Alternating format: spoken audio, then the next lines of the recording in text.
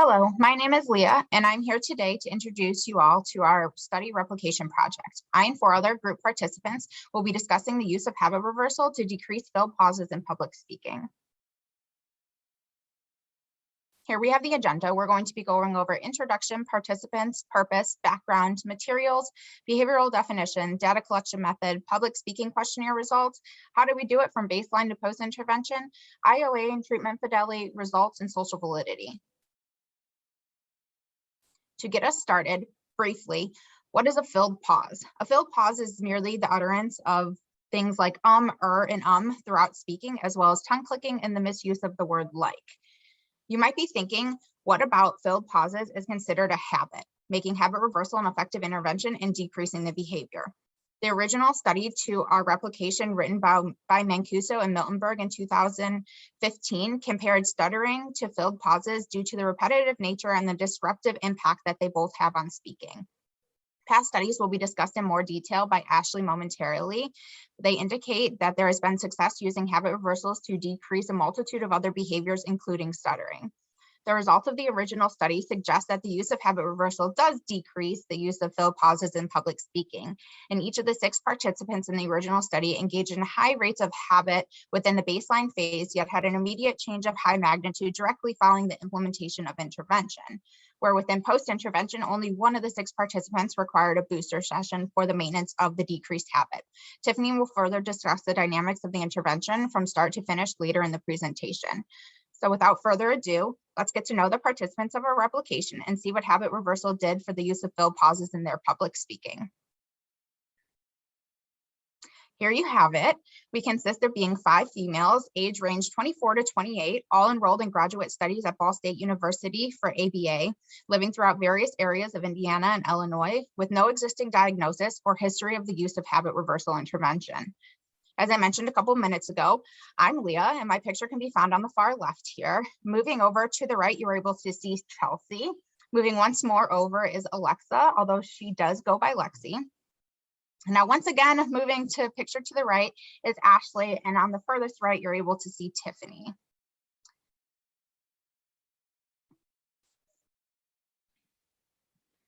The purpose of this study was to decrease filled pauses while publicly speaking using habit reversal methods. A fun little quote by Mark Twain says, "It usually takes me up to 3 weeks to prepare a good impromptu speech." We targeted speech utterances as our behavior for reduction because of its social significance. Based on previous research by Ramos Salazar, it was found that vocalized pauses or speech utterances have a negative effect on the individuals engaging in the behavior, as they are perceived by others to be more anxious, uncomfortable, less trustworthy, and less credible on the subject they're speaking on, in a similar way to stuttering. Hausman and Siltanen backed up this statement by concluding that vocalized pauses result in the speaker being perceived as less powerful and skilled in the workplace. On the other hand, people who do not engage in these behaviors while speaking are perceived to be more intelligent, sincere, and trustworthy, leading to better employer satisfaction. And finally, when others have a negative perception on an individual, it often leads to that individual having a negative perception of themselves, increasing anxiety and even depression. Next, we're going to talk about the research on the method we use to reduce speech utterances. According to Heineke et al., habit reversal training has been an effective method used in the past to reduce automatic behaviors that are beyond the individual's awareness. The habit reversal training method consisted of awareness training, response detection, competing response training, and social support. Other researchers have found that habit reversal training effectively reduced a number of repetitive behaviors, such as nail biting, injury of the skin, nose picking, chewing on lips and mouth, face touching, rubbing eyes, hair pulling, tics, and stuttering. Because habit reversal training has effectively decreased stuttering and the topography is similar between stuttering and speech utterances, habit reversal training was chosen to decrease instances of speech utterances. The materials we used for this experiment were 25 conversation topics that we collectively came up with as a group, a computer with recording abilities, the Zoom application for presentations, Google Docs to collectively work on the assignments, a public speaking questionnaire and social validity scale to evaluate our personal comfort levels in public speaking, and lastly, we use a data collection spreadsheet. For our behavior definitions, we broke down filled pauses into 3 smaller definitions.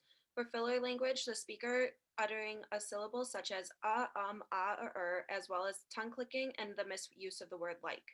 Tongue clicking is defined as an audible tisk or clicking sound that is made when the speaker puts their tongue at the roof of their mouth, applying pressure and releasing their tongue. For the misuse of the word like is when the speaker uses like when not used to compare two things or express their enjoyment towards something. For our data collection method, we use video recording through Zoom taken during each session and completed in 3 minutes. We also use the GymBoss app to keep consistent intervals with a buzzer going off every 15 seconds. And lastly, we used frequency per interval, and we collected data during all phases of the study. After recorded, the participants rewatched their speech and collected data of the occurrences for their 3-minute speech, and the frequency was then converted to rate per minute. For the personal report of public speaking anxiety, it was developed to measure communication, apprehension, and focused on public speaking anxiety directly. The questionnaire had 30 questions. Each participant read through it and rated them on a scale of 1 to 5 on how true they were to themselves. Leah scored 127, Chelsea scored 115, I scored 115, Ashley scored 119, and Tiffany scored 146. All 4 participants were in the moderate range and Tiffany was in the high range. The mean of our group was 115, the median was 119, and our mode for the group was 124.4. So how we did it. For baseline measures, participants were given 2 topics to choose from the list of 25 topics put together by all participants. After choosing a topic, each participant was given 10 minutes to prepare their 3-minute speech with no guidelines as to what to say. A spokesperson was assigned to each participant in order to prompt the speaker to keep going if they stopped for 15 seconds or if before their 3 minutes elapsed, and to give the 1-minute warning to signal the end of the speech. No feedback was given for baseline speeches. After baseline came awareness training. For this step in the process, the target behaviors were discussed and each participant gave another speech on the same topic as their baseline speech. During this speech, response detection was used. For this, each participant would raise their right hand if she engaged in the target behavior and her left hand if she was aware she was about to engage in the target behavior. The other 4 group participants also raised their hands whenever the speaker would engage in the target behavior to aid them in awareness. Awareness training ended when participants reached 100% in one speech or 85% awareness in two consecutive speeches. After that came competing response training. For this, before their speeches, participants modeled and were given descriptions of the competing responses for filler words such as or which was a 3-second pause, for tongue clicking, which was placing their tongue on the backside of their bottom teeth, and for using the word like inappropriately, it was restarting their sentence and not using the word like again. 2 new topics were randomly presented to the participant for this stage in the study, and they were able to choose one to give another 3-minute speech on. Before giving the speech, the participants were reminded to use the competing responses for the target behaviors, and if they did not use it within 2 seconds, their spokesperson would prompt them to. This phase of the study ended when each participant reduced their target behaviors by at least 80% of their baseline mean. After that was post-intervention. This occurred no more than 3 days after each participant's last speech, which is after they reached their mastery criterion. Then they gave another speech, and if they did not reduce their baseline mean rate of use of filler words by at least 75%, they were provided booster sessions. Booster sessions consisted of what was done in baseline, except the target participants did not have to identify the behaviors in a 3-minute video clip. The 2 to 5 weeks follow-up sessions were not ran due to time restraints in this semester. Now we will move on to IOA and treatment fidelity. So here we have an APA style table that summarizes all the group's IOA for baseline and for intervention. To collect data for IOA, our group used an interval by interval data collection system for both baseline and intervention. The participant and the observer collected data simultaneously by watching pre-recorded videos of the speeches. IOA was taken for at least 20% of each of the participants' baseline and intervention data. IOA percentages ranged from 83% to 100% for all participants in this study, making for acceptable data collection by all 5 participants.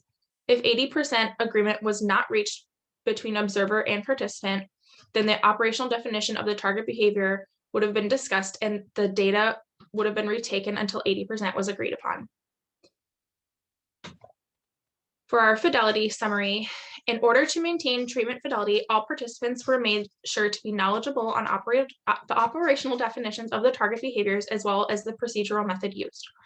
Each participant filled out a checklist in the form of a table that was generated to make sure there is a complete and consistent understanding by each participant. The fidelity checklist consisted of breaking down all phases of the study separately into steps of the actions that needed to be taken in order to implement the study accurately. Each participant checked whether each step was followed or not followed. When reviewing completed checklists, it showed that each participant had 100% treatment fidelity for each phase of the study.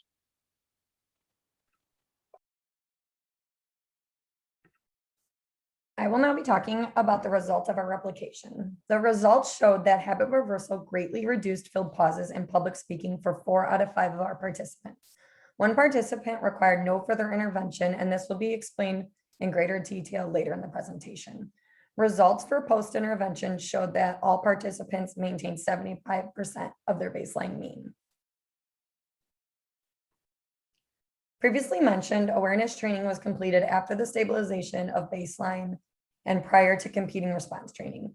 Participants were required to detect the awareness for 100% of one speech or 85% of 2 consecutive speeches. The results for awareness training shown in the table to the left are 3 out of 4 of the participants completed awareness training within the first 2 speeches.